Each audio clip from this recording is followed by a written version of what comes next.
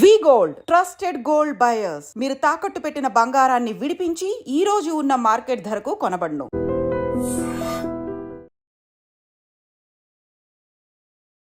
నమస్తే, welcome to I dream inside politics with Kavitha.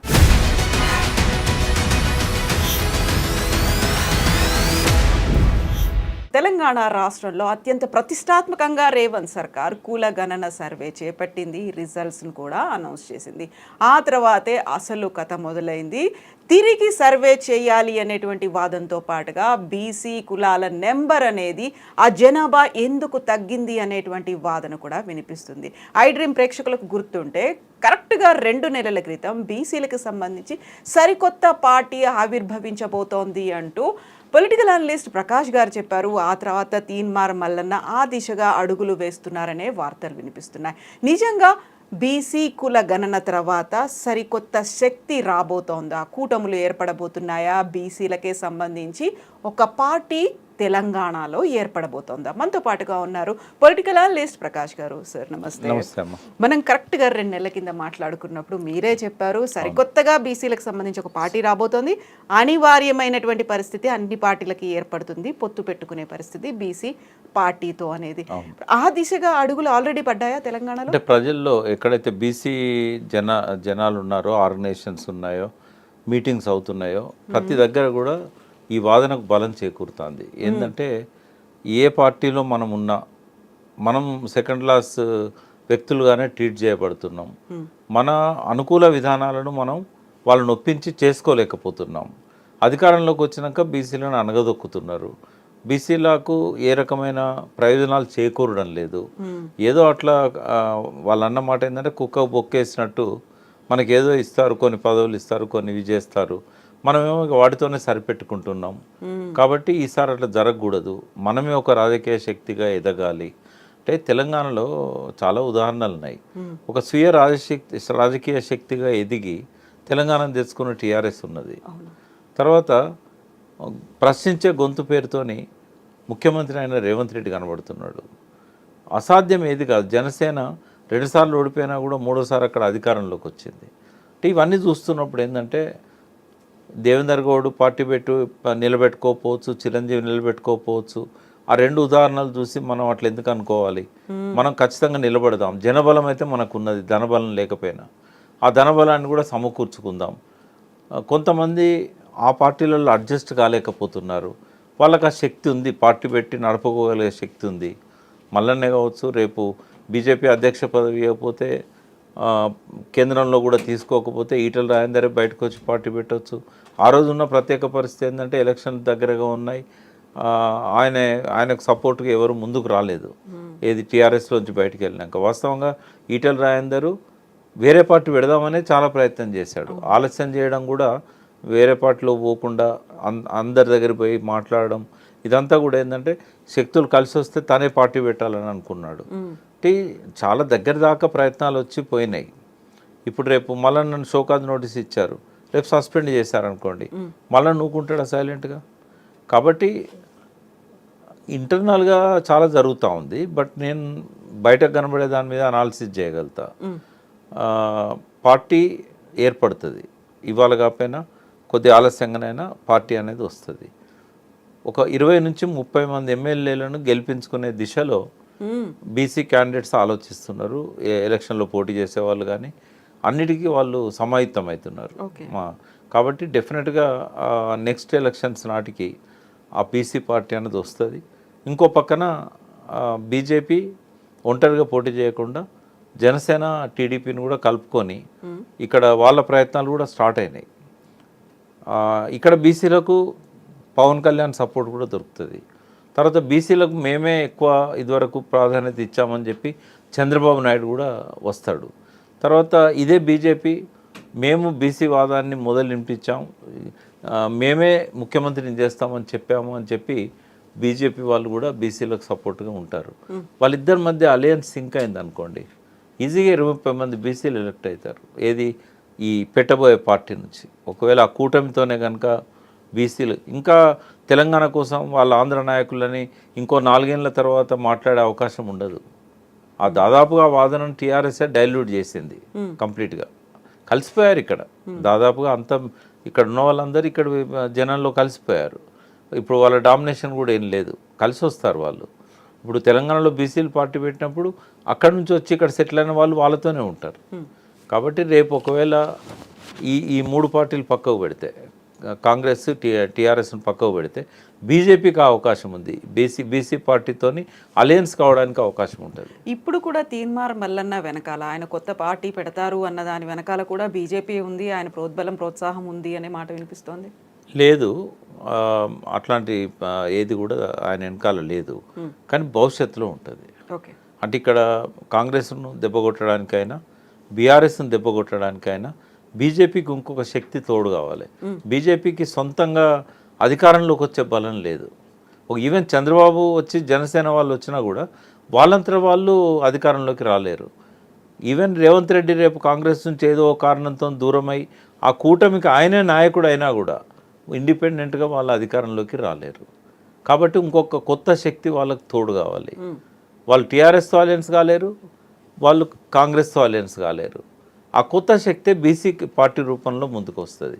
BC party కూడా వాళ్ళంతా వాళ్ళు అధికారంలోకి రాలేరు నెక్స్ట్, బట్ అట్లీస్ట్ ఒక రాజకీయ శక్తిగా ఎదుగుతారు, ఒక ఓపు ఇవ్వగలుగుతారు.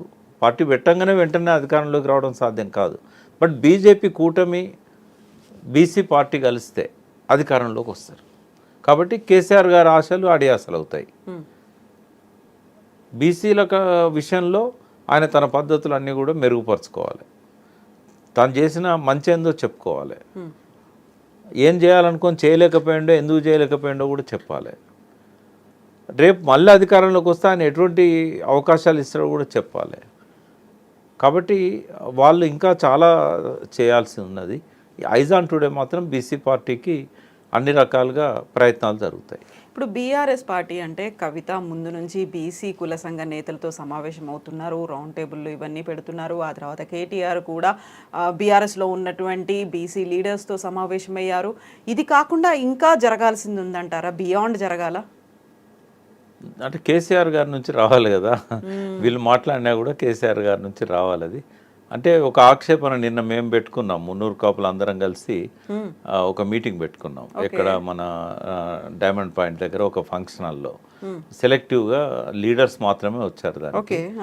Thanks to Revanth Reddy. ఏంటంటే ఇప్పటిదాకా ఎన్నడూ బీజేపీ పార్టీలో ఉన్న సంజయ్ కానీ కేంద్ర మంత్రిగా ఉన్నాడు, లక్ష్మణ్ రాజ్యసభ సభ్యులు ఎన్నడూ కూడా మా మీటింగ్స్లకు రాలేదు. వాళ్ళు పిలిచాం కూడా, వస్తామన్నారు, కొన్నిసార్లు మిస్ అయ్యారు.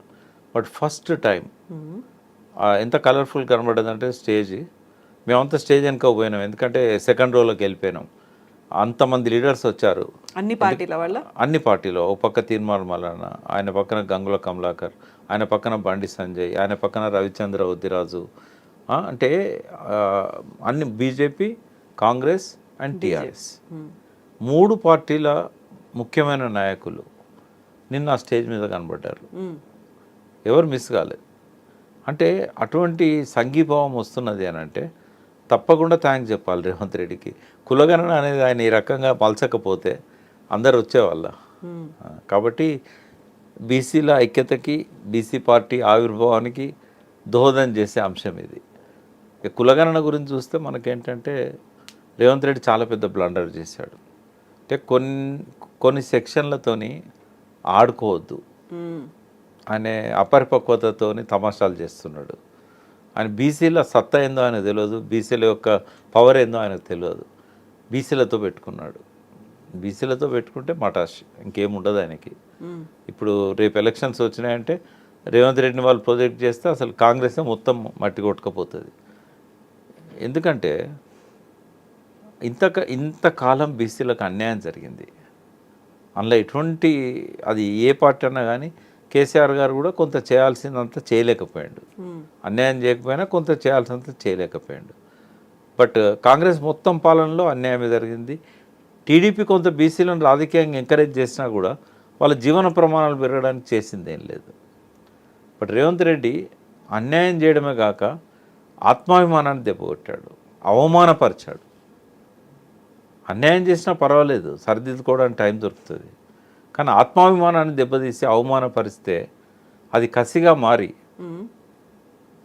ఆయన మీదకే ఎదురు తిరుగుతుంది. అంటే దేశవ్యాప్తంగా ఇప్పటిదాకా ఎప్పుడూ కులగణన జరగలేదు. అలాంటి టైంలో రేవంత్ సర్కార్ ముందుకొచ్చింది, కులగణన చేసింది, బీసీలు ఇంతమంది ఉన్నారు, వాళ్ళకి అవకాశాలు ఇలా కల్పించాలి. దానికి ఒక గ్రాటిట్యూడ్ ఉంటుంది అనే ఒక భావనలో ఉన్నారు కదా, అది కాదంటున్నారు మీరు. అంటే దాన్ని సరిగ్గా చేసి ఉంటే డెఫినెట్గా అప్రిషియేట్ చేసేవాళ్ళము. కులగణన చేయకపోవడం అన్యాయం. కులగణన చేసి సంఖ్యను 4వ వంతుకు 3వ వంతు తగ్గేయడం అనేది అవమానం. ఇంతకుముందు నేను చెప్పిన దానికి నిర్వచనం ఇది. ఏం జరిగిందో చెప్తాను. కులగణన పేరుతో 1,00,000 మంది ట్రైన్ చేసినామన్నారు. అవును. బట్ ఎవరు చేయాలి కులగణన? బీసీ కమిషన్ చేయాలి. అప్పుడే దానికి చట్టబద్ధత వస్తుంది. రేపు అసెంబ్లీలో బిల్లు పెట్టాలన్నా కూడా రిజర్వేషన్ పెంచుతూ అది పార్లమెంటుకు పంపాలన్నా కూడా శాంక్టిటీ ఏందనేది వస్తుంది. ఐఏఎస్ ఆఫీసర్ చేశాడు ప్లానింగ్ దీనికి సంబంధించి. అది కరెక్ట్ కాదు. బీసీ కమిషను చైర్మన్ ఎవరు ఇప్పుడు? నిరంజన్ అని సీనియర్ నాయకుడు కాంగ్రెస్కి. ఆయన మీద కూడా నమ్మకం లేదా రేవంత్ రెడ్డికి? ఇంతకుముందు జీవో నంబర్ 9 అని చెప్పి 2021లో బీసీ కమిషన్కే కేసీఆర్ గారు ఆదేశాలు ఇచ్చారు ఆ ప్రభుత్వం. ఇది కృష్ణమోహన్ గారు దానికి చైర్మన్ ఉన్నప్పుడు బీసీ కమిషనే దాన్ని సర్వే చేయాలని అన్నారు కానీ మరి ఆ జీవో అమలు కాలేదు. మరి దానికి ఆర్థిక కారణాలనయా లేకుంటే ప్రభుత్వం జీవో ఇచ్చి దాన్ని ముందుకు తీసుకెళ్ళడానికి ప్రయత్నం చేయలేదా? కృష్ణమోహన్ గారు చెప్పాలి. మీరు ఒకసారి ఆయన ఇంటర్వ్యూ చేస్తే ఆయన చెప్తాడు. ఆ జీవో లాగానే నిరంజన్ గారినే అపాయింట్ చేస్తూ ఈ కమిషన్ సర్వే చేయాలని చెప్పి ఇదివరకు ఒకటి ఇచ్చినట్టున్నారు. అది కూడా అమలు చేయలేదు. ఇప్పుడు ప్లానింగ్ తరఫున ఎందుకు చేయాలి ఆ సర్వే? కమిషనే చేయాల్సి ఉండే. అయితే అప్పుడు కోర్టుకు పోతే ఆ కోర్టు ఏదో దీనికి డెడికేషన్ కమిషన్ వేయాలని చెప్పి ఆ హైకోర్టు ఆర్డర్ ఇచ్చింది. దానివల్లనే బీసీ కమిషన్కి ఇవ్వలేదు అనేది చెప్తున్నారు. మరి డెడికేటెడ్ కమిషన్ ఉంది కదా ఇప్పుడు. మరి ఈ సర్వేల కులగణనల ఎక్కడైనా డెడికేటెడ్ కమిషన్ పాత్ర ఉన్నదా? ఎక్కడన్నా వినబడ్డదా మనకు పేరు? మేము కూడా అమాయకుల్లాగా నేను కవిత గారు మేము కొంతమందిని కలిసి డెడికేటెడ్ కమిషన్ దగ్గర పోయి వినతి పత్రాలు ఇచ్చాం. అంటే ఎవరిని ఫూల్స్ చేస్తున్నాడు ఈయన. మరి డెడికేటెడ్ కమిషన్ ఎందుకు ఉన్నది? ఇప్పుడు షమీం అఖ్తర్ గారిని ఎస్సీ వర్గీకరణ గురించి నియమించారు. వారు రిపోర్టు తీసుకొచ్చారు, ప్రభుత్వానికి ఇచ్చారు, శాంతికుమార్ మేడంకి, చీఫ్ సెక్రటరీకి. అది మంత్రివర్గానికి వచ్చింది. మరి ఇది ఎందుకు ఈ రకంగా చేయలేదు? నేను కొన్ని అడుగుతాను.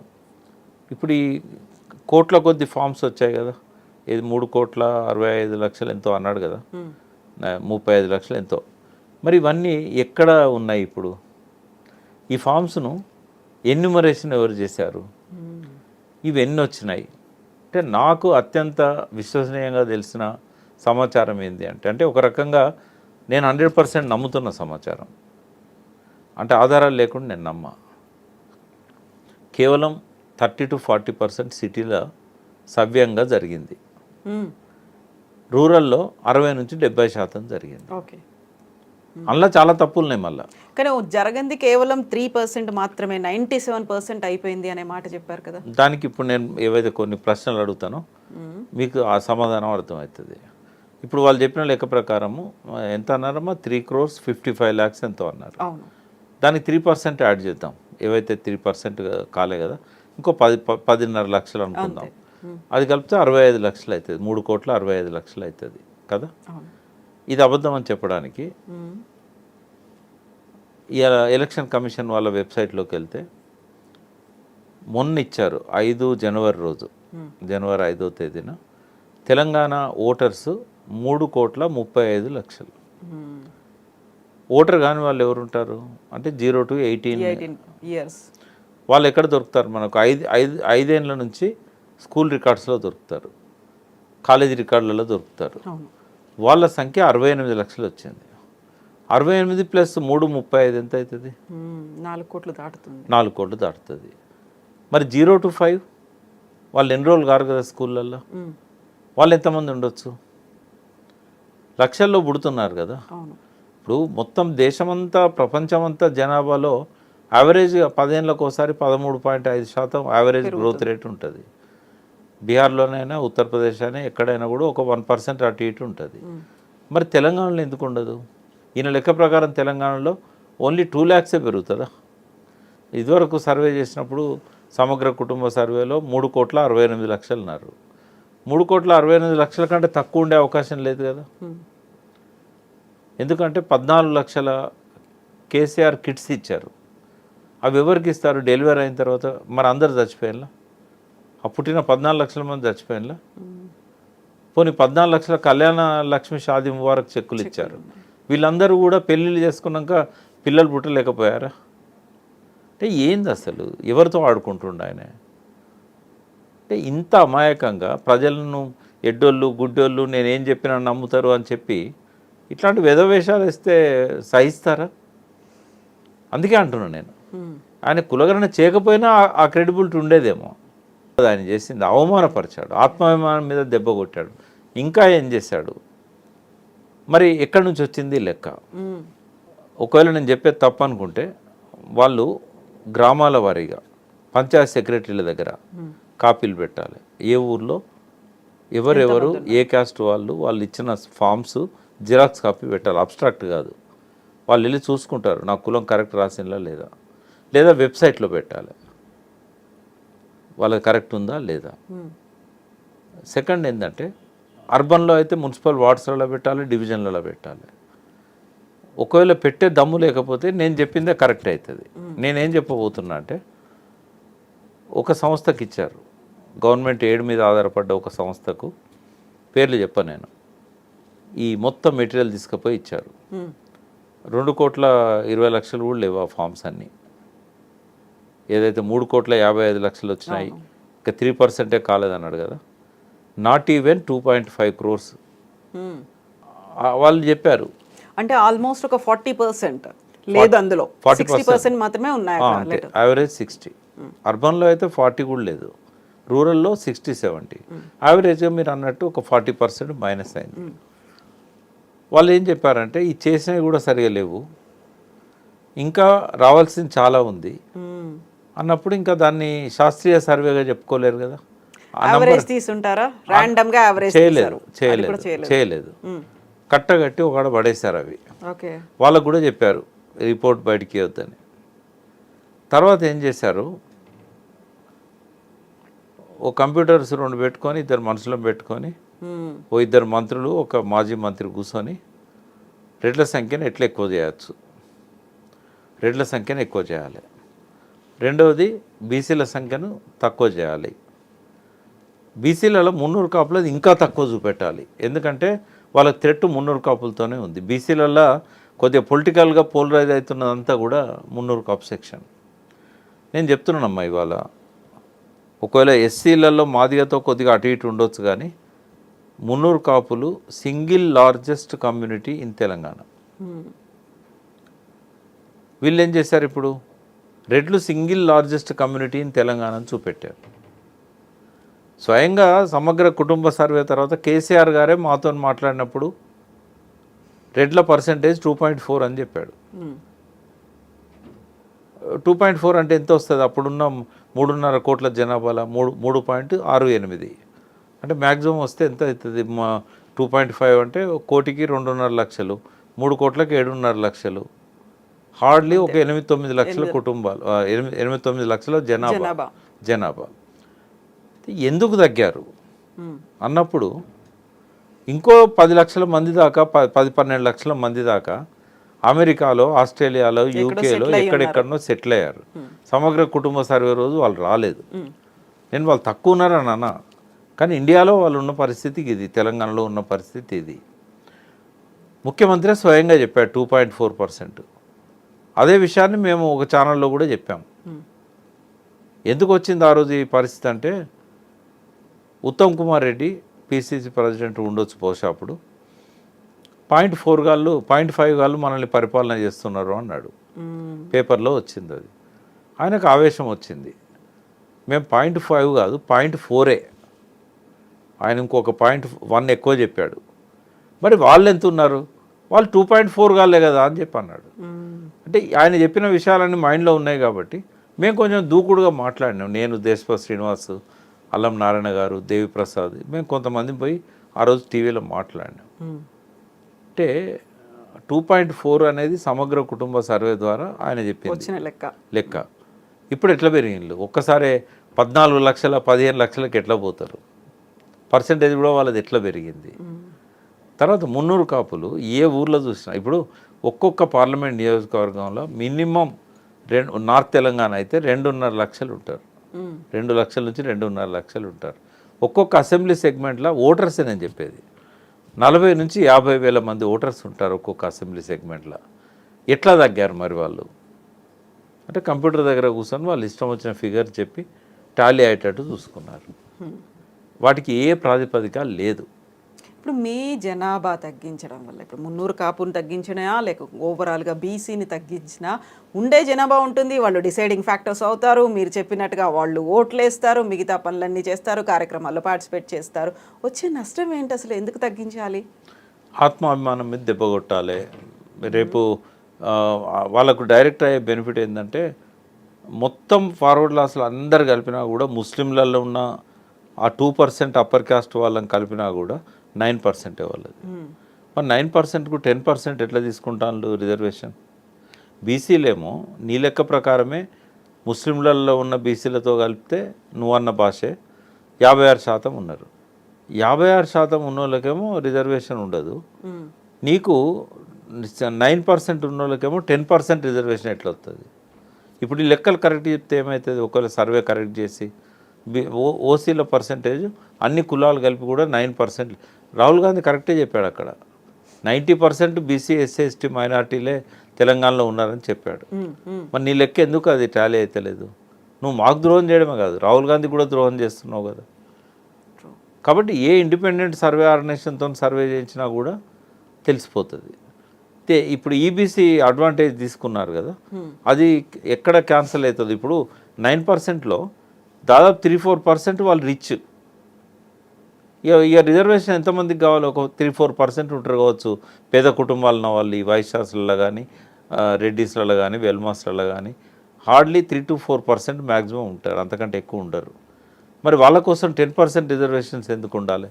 ఎంతమంది ఇప్పుడు గ్రామాలకు మీరు పోయి కొంతమంది గ్రూప్స్ రాసిన వాళ్ళను ఇట్లాంటి వాళ్ళను కొద్దిగా ఎంక్వైరీ చేస్తే మేము బీసీ డి గ్రూప్లో ఉన్నాము, బి గ్రూప్లో ఉన్నాము, మాకు 150 మార్కులు వచ్చినా మాకు జాబ్ రాలేదు, 120 మార్కులు వచ్చినా ఒక రెడ్డికి జాబ్ వచ్చింది, ఒక బ్రాహ్మణ్కి జాబ్ వచ్చిందని చెప్తున్నారు. అంటే ఈ వివక్ష ఎందుకు ఇట్లా వచ్చింది? ఇప్పుడు ఈ లెక్క కరెక్ట్ చెప్తే అది వాళ్ళకి దెబ్బ పడుతుంది.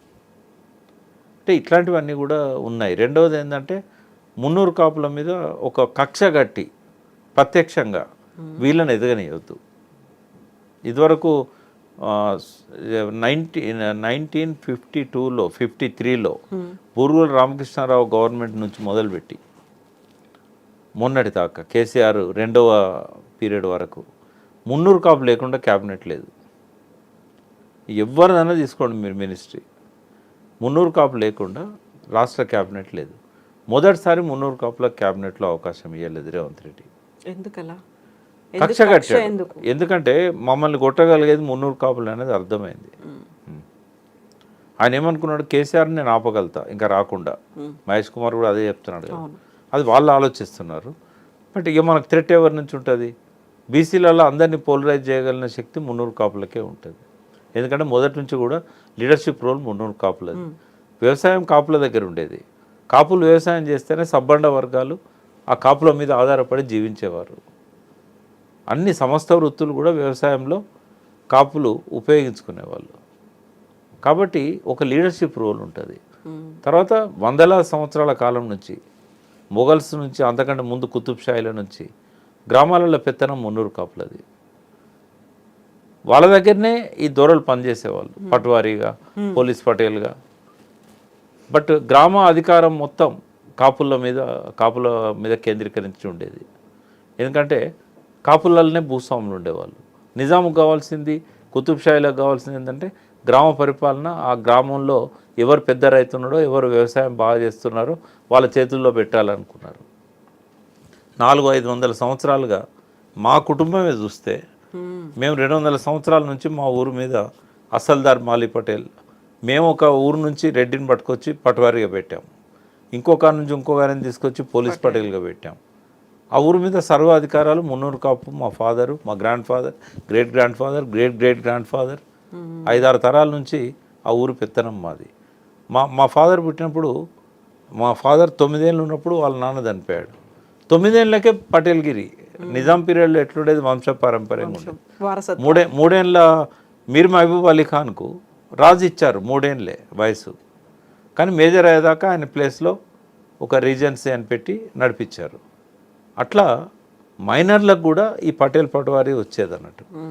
ఏ ఊర్లో చూడండి మీకు, మున్నూరు కాపులకే ఆడ చెరువు ఉంటే చెరువు మీద పెత్తనం మున్నూరు కాపులకే ఉండేది. ఎవరన్నా అధికారులు తహసీల్దార్ వచ్చినా ఎవరు వచ్చినా వాళ్ళ ఇంటికే పోయేటోళ్ళు.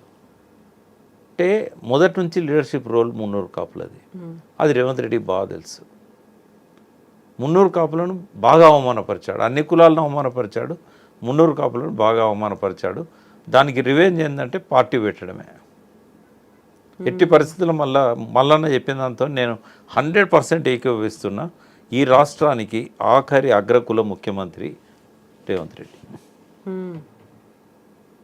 ఎవరవుతారు మళ్ళీ ఆ తర్వాత ఒకవేళ మీరు అన్నట్టుగా ఒక అనివార్య పరిస్థితి వస్తారు. ఇప్పుడు నేను చెప్పలేను, డెఫినెట్గా వస్తారు. అందరూ ఒకటైనప్పుడు ఎందుకు రారమ్మా? ఎంతోమంది ఉన్నారు బీసీలలో, ముఖ్యమంత్రి స్థాయికి ఎదిగిన వాళ్ళు, ఎదగలిగేటోళ్ళు ఎంతోమంది ఉన్నారు.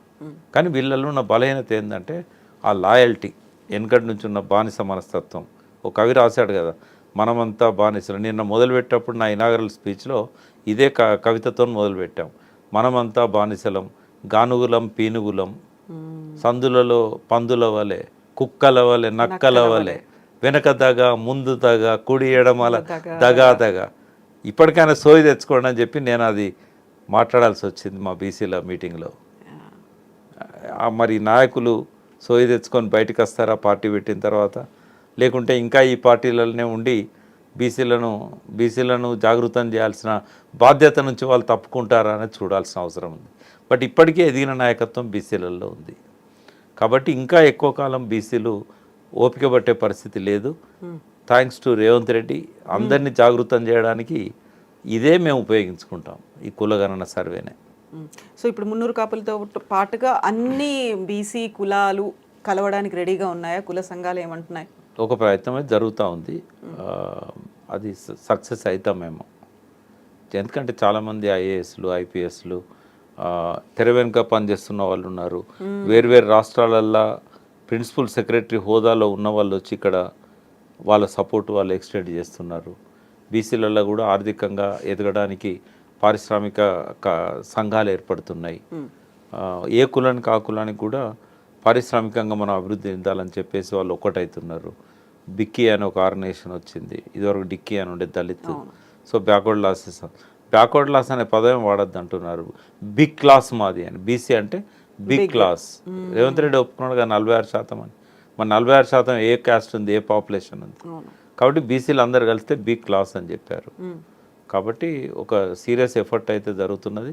మొట్టమొదటిసారిగా కేసీఆర్ మీద ఎట్లయితే రేవంత్ రెడ్డి నోరు తెరిచి బాగా హిట్ అయ్యాడో, బీసీలలో వాయిస్ వినిపించే మొట్టమొదటి ప్రశ్నించే గొంతుగా మల్లన్న ఎదుగుతున్నాడు. చూడు, మల్లన్న సీఎం క్యాండిడేటా? అంటే ఆయనకు ఆ సీఎం కావాలనే అంబిషన్ అది. ఇప్పటిదాకా నేను సీఎం అవుతా అని చెప్పుకున్న ఒక్క బీసీ లేడు. సీఎం అవకాశం దాకా వచ్చి పోయిన వాళ్ళు ఉన్నారు. వి హనుమంతరావు కమిటీలో యూత్ కాంగ్రెస్ ప్రెసిడెంట్గా వి హనుమంతరావు ఉన్నప్పుడు 1979లో ఆయన కమిటీ వైస్ ప్రెసిడెంట్గా ఉన్నది రాజశేఖర రెడ్డి, చంద్రబాబు నాయుడు, కేసీఆర్. మరి వాళ్ళ ముగ్గురు ముఖ్యమంత్రులు ఆయన కాలేదు. దగ్గర దాకా వచ్చి పోయింది ఆయనకు అవకాశం. శివశంకర్ గారిని ఫ్రాన్స్లో ఉంటే ఇప్పుడు చెన్నారెడ్డిని దించేస్తున్నాము, నెక్స్ట్ ముఖ్యమంత్రి నీకే ఇవ్వాలనుకుంటున్నాను ఇందిరాగాంధీ స్వయంగా ఫోన్ చేసి పిలిపిస్తే ఆయన ఏమన్నాడు, ఇంకా మీ మీద కేసులు అట్లాగే ఉన్నాయి, ఇవన్నీ నేను కొట్లాడాలి, నాకంటే రైట్ పర్సన్ అంజయ్య గారు, అంజయ్య కూడా బీసీ అని చెప్పి ఆయన అంజయ్య అంటే బీసీ అనుకున్నాడు. ఆయనను తీసుకొచ్చి ఇందిరాగాంధీకి అప్పచెప్పి ముఖ్యమంత్రి చేశాడు. చేసిన వెంటనే ఆయన ప్రెస్ మీట్లో నేను బీసీ కాదు నేను రెడ్డిని అన్నాడు. అంటే దగ్గర దాకా వచ్చిపోయింది కదా ఆయనకు. ఇస్తానని పిలిస్తే కూడా ఆయన తీసుకోలే కదా. ఎందుకంటే రాజారాం గారు ఉండేవాళ్ళు, డి శ్రీనివాస్ 2 సార్లు కాంగ్రెస్ని అధికారంలో తెచ్చిండు, ముఖ్యమంత్రి కాలేకపోయాడు. ఎంతోమంది అట్లా దగ్గర దాకా వచ్చిపోయింది. ఆ ఆవేదన ఉంది మున్నూరు కాపులలో. తర్వాత నేను అనేది మున్నూరు కాపే ముఖ్యమంత్రి కావాలని ఏం లేదు. బీసీలలో ఎవరికి ఎలిజిబిలిటీ ఉంటే వాళ్ళు అవుతారు. కానీ బీసీల ఐక్యత అనేది ఒక షరతుగా ఉండాల్సిన అవసరం ఉంది. ఎప్పటికంటే ఎక్కువగా ఇప్పుడు బీసీల ఐక్యతకు చాలా అవకాశాలు ఏర్పడ్డాయి. ఎందుకంటే అన్ని పార్టీలు వాళ్ళ దిక్కే చూస్తున్నాయి. ఇప్పుడు కవిత లాంటి వాళ్ళు కూడా బీసీలను ఒక్కటి చేయాలనే కార్యక్రమం తీసుకున్నది. మరి అటువంటి సపోర్ట్ తీసుకొని మనం ఎందుకు ఎదగకూడదు? సో నేను ఒకటే లైన్ తీసుకున్నాను, బీసీలను యునైట్ చేయడానికి, బీసీల ఆత్మగౌరవం పెంచడానికి ఎవ్వరు సపోర్ట్ ఇచ్చినా, అది ఏ క్యాస్ట్ వాళ్ళు ఇచ్చినా వాళ్ళని ఉపయోగించుకోవాలనే నిర్ణయం తీసుకున్నా. కాబట్టి ప్రతి క్షణం కవిత గారితో వారు ఏ మీటింగ్ పెట్టినా నేను ఉంటున్నా. రాజకీయాలలో కూడా నేను ఇంకా ఇంట్రెస్ట్ లేదు నాకు. కేవలం బీసీలను బలోపేతం చేయడానికే నా శక్తిని ఉపయోగించుకోవాలనేది నేను అనుకున్నాను. రేపు కేసీఆర్ గారు పిలిచి మళ్ళీ రమ్మన్నా నాకేమి పోవాలని ఇంట్రెస్ట్ లేదు. అయితే నాలాంటి వాళ్ళు వందల సంఖ్యలో ఉన్నారు. వేర్వేరు జాబులలో స్థిరపడ్డ వాళ్ళు, వేర్వేరు రంగాలలో పనిచేస్తున్న వాళ్ళు. ఇందాక చెప్పాను కదా, ఎక్కడో నార్త్ ఇండియాలో ప్రిన్సిపల్ సెక్రటరీస్ ఉన్న వాళ్ళు వారం వారం వచ్చి ఇక్కడ బీసీలను మేల్కొల్పుతున్నారు. కాబట్టి ఇంతకు ముందులాగా లేరు, బీసీలు బలోపేతం అవుతున్నారు, ఆర్థికంగా జాగృతమయ్యారు, ఆర్థికంగా అభివృద్ధి చెందుతున్నారు. ఇంకా మీ మాయమాటలు చెప్పి మీ దగ్గర నటిస్తారేమో కానీ వాళ్ళు అట్లా మీకు కూడా లాయల్గా ఉండే వాళ్ళు ఏం కాదు. సమయం వచ్చినప్పుడు అందరూ బయటకు వస్తారు అనేది వాళ్ళకి చెప్పదలుచుకున్నాను. ఆ సమయం ఎప్పుడు? ఇప్పుడా కరెక్ట్గా ఎన్నికలకు ముందేనా? 4 ఏళ్ల పాటు ఉంది ఇంకా మనకు ఎన్నికలు అనేది. 4 ఏళ్ల పాటు ఉందనేది కరెక్ట్ కాదమ్మా. ఎందుకంటే రేపు ఒకవేళ ఇప్పుడు కాంగ్రెస్లో ఎమ్మెల్యేలు మీటింగ్స్ పెట్టుకుంటున్నారు, నిప్పులేంది పొగరాదు, ఖచ్చితంగా ఏదో జరుగుతూ ఉంది. ఇప్పుడు ఒక వ్యక్తి క్యాన్సర్ ఉన్నదనేది బయటపడడానికి ముందు ఓ 4-5 ఏళ్ళలో 10 ఏళ్ళలో లోపల సెల్ డివిజన్ అనేది జరుగుతూ ఉంటుంది. ఆ తర్వాత అది డయాగ్నాస్టిక్ సెంటర్లో మనకు తెలిసినప్పుడు మనకు తెలుస్తుంది ఇది క్యాన్సర్ అయింది ఏ స్టేజ్లో ఉంది. బట్ ఇప్పుడు ఇన్ఫరెన్స్ ఏంటంటే వాళ్ళ మధ్య వర్గపోర్ అనేది పత్రికల స్థాయికి వచ్చేసింది, అది మీడియా దృష్టికి వచ్చేసింది. ఎన్నో రోజులు ఆపలేరు వాళ్ళు. వర్టికల్ డివిజన్ అవుతుంది కాంగ్రెస్. వర్టికల్ డివిజన్ అయినప్పుడు విశ్వాస పరీక్షలు ఉంటాయి. విశ్వాస పరీక్షల్లో నెగ్గలేనప్పుడు ఇక్కడున్న పార్టీలు ఏ పార్టీ ఇంకో పార్టీ సపోర్ట్ చేసేది లేదు. బీజేపీ కాంగ్రెస్ గెలవదు, కాంగ్రెస్ టీఆర్ఎస్ గెలవదు. అప్పుడు ఏమవుతుంది? ఎవరు ప్రూవ్ చేసుకోలేని పరిస్థితుల్లో 3 పార్టీలకు గవర్నర్ అవకాశం ఇస్తారు. అల్టిమేట్గా ఏం జరుగుతుంది? మళ్ళీ ఎలక్షన్ వస్తుంది. కాబట్టి ఏదైనా జరగవచ్చు. జమిలీ ఎన్నికలు వచ్చినాయనుకోండి, ఇంకో 1 ఇయర్ తగ్గిపోయినట్టే కదా. ఇప్పుడు వచ్చడానికి ఎక్కువ అవకాశాలు ఉన్నాయి. ఢిల్లీ కూడా వాళ్ళ చేతుల్లోకి వచ్చింది, బీజేపీ చేతుల్లోకి. కాబట్టి 1 to 2 ఇయర్స్లో కూడా ఎన్నికలు రావచ్చు. ఉప ఎన్నికలే కాదు, మధ్యంతర ఎన్నికలు కూడా రావచ్చు, అవకాశాలు ఉన్నాయి. కాబట్టి పార్టీ పెట్టడానికి ఆలస్యం చేయడం కరెక్ట్ కాదు. బీసీలు యాజ్ ఎర్లీ యాజ్ పాసిబుల్ పార్టీని ప్రకటించాలి, జాయిన్ అయ్యే వాళ్ళు అవుతుంటారు. సో ప్రకాష్ గారు, మనం ఇన్ని రకాలుగా బీసీలకు సంబంధించి ఇన్ని సంఘాలు, నాయకులు, అసలు లెక్కలు ఏంటి, ఆ బడ్జెట్ అంతా ఎక్కడ ఇన్ని మాట్లాడుకున్నప్పుడు ఈ పాయింట్స్ అన్నిటినీ మల్లన్న రైజ్ చేశారు. రైజ్ చేసిన పాయింట్స్ అన్నీ బాగున్నాయి, కాకపోతే అవి ఉపయోగించినటువంటి లాంగ్వేజ్ అనేది అభ్యంతరాలు చాలా ఉన్నాయి కదా. నిజంగా అంత మాట్లాడితే తప్ప వెయిటేజ్ అనేది రాదా? అది తప్పుడు ఆలోచన అమ్మా. ఎందుకంటే ఎవరో ఒక పిల్లోడు మహేష్ అని, అతనేమి మనం ఎవ్వరం గుర్తుపట్టగలిగే స్థాయిలో కూడా లేడు. ఆయన ఏదో నోరు జారి ఏదో అన్నాడట బీసీలను. దానికి రిప్లై ఇస్తూ ఇంత అగ్రెసివ్గా రెడ్డిలను టార్గెట్ చేసి అట్లా మాట్లాడడం అనేది అది బీసీలలోనే బాగా వ్యతిరేకత వచ్చింది. అందరు కూడా ఆయన చెప్పారు, ఎంత కోపం వచ్చినా మనము ఒక షాక్ అబ్జర్వర్ లాగా మనల్ని కంట్రోల్ చేసుకోవాలి, అట్లా నోరు జారకూడదు, అది మంచిగా అనిపించదు. ఎందుకంటే బీసీలు అంటే కొద్దిగా సంస్కారవంతులు అనే భావన ఉంది బయట. తెలంగాణలో ఎవరు అటువంటి భాష వాడడానికి ఇష్టపడరు. కాబట్టి అది కరెక్ట్ కాదు అని చెప్పి ఆయనకు చెప్పారు చాలా చెప్పాల్సిన వాళ్ళు. బట్ ఏది ఏమైనా కూడా నేను కూడా మీడియా ముఖంగానే చెప్పాను, ఇది భాష మాట్లాడడం అనేది తీవ్రమైన అభ్యంతరం. ఆయన కూడా చెప్పాము. బట్ ఇంకోసారి అటువంటి భాష మాట్లాడొద్దు అని చెప్పాము. దాని మీద బీసీలలో నుంచి కూడా కొంతమంది వ్యతిరేకంగా మాట్లాడిన వాళ్ళు కూడా ఉన్నారు, మన తెలంగాణ విట్టలు ఇట్లా. అయితే ఏది ఎట్లున్నా నిన్న మేము డాష్ షేర్ చేసుకున్నాం వారితో. అయితే ఈ భాష అవసరం లేదు. ఇది ఎక్కడి నుంచి వచ్చింది ఆలోచన అంటే, కేసీఆర్ గారు కొంత ఉద్యమ అవసరాల దృష్ట్యా ఆయన మంచి భాష మాట్లాడతారు, బట్ పరుష పదాలను వాడేవారు. అయితే తేడా ఏంటంటే బూతులు మాట్లాడపోయేది కేసీఆర్, పరుష పదాలు వాడేది, అవతల వాళ్ళని హర్ట్ చేసేది, రెచ్చగొడితేనే కలిసి వస్తారు అనేది ఉండేది. బట్ ఇంత ఈ రకంగా మాట్లాడలే. బట్ నోరు జారిండని అనిపించింది. సరి చేసుకుంటాడు అనుకుంటున్నాం. రియలైజ్ అయ్యిండ్రా? మళ్ళీ ఎదిగే క్రమంలో ఉన్నాడు కదా. అంటే ఆ వయస్సు, ఆ దూకుడు స్వభావం, ఆయనతో నా భాష మాట్లాడించినా కూడా రియలైజ్ అయిండని నేను అనుకుంటున్నాను. మాలాంటి వాళ్ళని చెప్పిన తర్వాత డెఫినెట్గా ఆయన పాజిటివ్గా తీసుకుంటాడని మేము అనుకుంటున్నాం. ఒకవేళ అట్లా తీసుకుంటేనే ఆయన ఎదుగుతాడు, లేకపోతే ఆయనకు ప్రతిబంధకం అవుతుంది అది. కాబట్టి మాట మాట్లాడే ముందు వాజ్పేయి గారిని ఒకసారి గుర్తు తెచ్చుకోవాలి. మీరు ఏ ప్రశ్న అడిగినా వాజ్పేయి గారు ఒక హాఫ్ మినిట్ అన్న పాజ్ ఇవ్వకుండా ఎన్నడూ ఏది మాట్లాడలే. ఆయన ఒక సెంటెన్స్కు రెండో సెంటెన్స్ కూడా ఒక 30 సెకండ్స్ పాజ్ ఇస్తారు. సో వాజ్పేయి గారు మాట్లాడే పద్ధతి ఏదైతే ఉన్నదో ప్రతి ఒక్కరికి అది అవసరం. కాకపోతే విద్వేషాలు, ఆవేశాలు రెచ్చగొట్టాలనుకున్నప్పుడు భాష విషయంలో కంట్రోల్ అనేది ఉండాలి.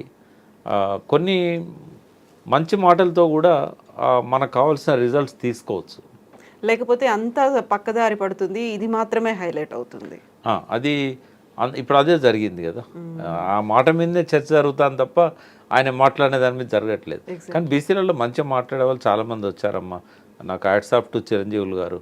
ఆయన ఎంత బాగా చెప్పగలుగుతున్నాడు అంటే బీసీలకు జరిగిన అన్యాయాన్ని. నేను వాళ్ళకి చెప్పాను, ఒక మీటింగ్లో వేదిక మీద చెప్పాను, రాజకీయ పార్టీ రావడానికంటే ముందు భావజాల వ్యాప్తి జరగాలి. బీసీలకు ఎక్కడెక్కడ ఎట్లా అన్యాయం జరిగిందనేది ఇప్పుడు అంబేద్కర్ చెప్పినా, జయశంకర్ చెప్పినా, బోధించు, సమీకరించు, పోరాడు అని అంబేద్కర్ చెప్పాడు.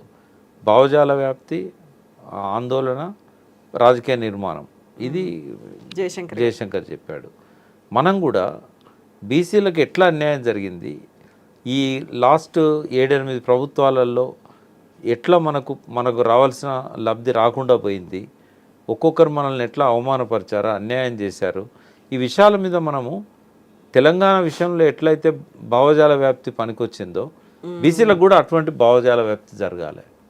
జరిగిన తర్వాత వాళ్ళే ముందుకొస్తారు. నేనే లైవ్ ఎగ్జాంపుల్. ఎందుకంటే తెలంగాణ ఉద్యమం మొదలుపెట్టినాడు మేము పిడికెడు మందిని కూడా లేము. జయశంకర్ గారు, నేను, కేశవరావు జాదవ్ గారు, మేమందరం కలిసి ఎంత ప్రయత్నం చేసినా కూడా భావజాల వ్యాప్తి కొంత జరిగింది. కానీ ఆ ఆందోళన, రాజకీయ ప్రక్రియ, సమీకరించు, పోరాడు అనే కాడ మేము ఫెయిల్ అయినాం. బోధించే కాడ మేము సక్సెస్ అయినాం. బోధించే కాడ కూడా మా భాష జనానికి ఎక్కలే. బట్ ఈ 3 చేయగలిగిన వ్యక్తి మాకు దొరికిన తర్వాత కేసీఆర్ గారు వచ్చాక ఈ 3 సక్సెస్ఫుల్గా ఆయన చేయగలిగాడు. పార్టీ పెట్టిండు, సమీకరించిండు, ఎన్ని అవస్థలు పడ్డాడో కానీ ఆయన చేయగలిగాడు, సాధించాడు. ఇదే ఎగ్జాంపుల్ రేపు బీసీ పార్టీ పెట్టి అధికారంలోకి రావాలన్నా కూడా సేమ్ టీఆర్ఎస్ను స్టడీ చేస్తే చాలు, అదే జరుగుతుంది. కాబట్టి కేసీఆర్ ఆవేశాన్ని రెచ్చగొట్టడానికి కొన్ని పరుషపదాలు వాడినా కూడా అసహించుకునే స్థాయిలో లేకుండేది. రేవంత్ రెడ్డి ఆ స్థాయికి దిగజారిండు. మళ్ళన్నా కూడా రేవంత్ రెడ్డి ఆ భాష మాట్లాడి ముఖ్యమంత్రి అయింది కాబట్టి నేను కూడా అట్లా అయితే అనుకుంటే తప్పది. కాబట్టి సంయమనం అనేది అవసరం. ఏం మాట్లాడినా దీనివల్ల మనకు ఎటువంటి నెగటివ్ ఇంపాక్ట్ ఉంటుంది అనేది ఆలోచించి ఆచితూచి మాట్లాడాలి. అదే నేను మల్లన్న గారికి మీ ద్వారా చెప్పగలుగుతున్నాను. Yes, Prakash. Thank you so much.